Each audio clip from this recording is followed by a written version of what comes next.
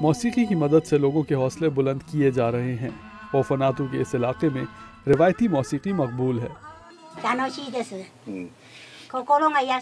اس سے دل بہلتا ہے۔ ایک گروپ کی شکل میں جب ہم ساتھ جمع ہوتے ہیں اور باتیں کرتے ہیں تو بہت مزہ آتا ہے۔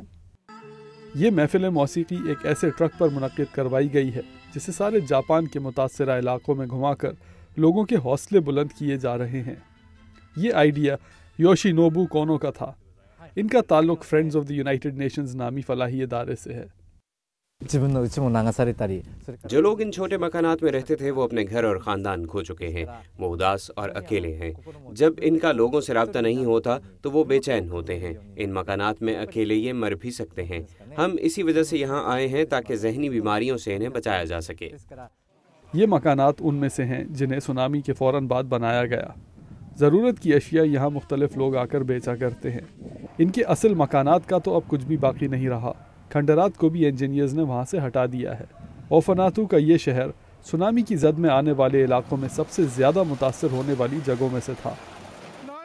یہ تمام مناظر ایک سال پہلے ہونے والی تباہی کی یاد میں زندہ رکھے ہوئے ہیں، مگر زندگی کو معمول پر لانے کی کوششیں ابھی بھی جاری ہیں۔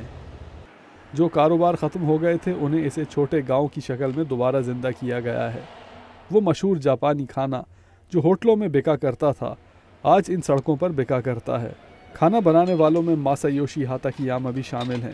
ہوٹل تباہ ہونے کے بعد اب ان کے پاس بہت کم جگہ ہے، مگر وہ کہتے ہیں کہ کہیں نہ کہیں سے تو شروع کرنا ہی ہوگا۔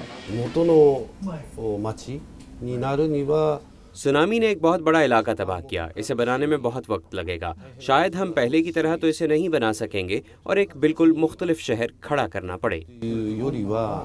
تعمیراتی کام کے لیے ایک نئی وزارت قائم کی گئی ہے، مگر لوگوں کو معلوم ہے کہ علاقہ دوبارہ آباد کرنے میں بہت وقت لگے گا اور آباد ہونے کے بعد بھی شاید یہ بالکل مختلف شکل اختیار کرے۔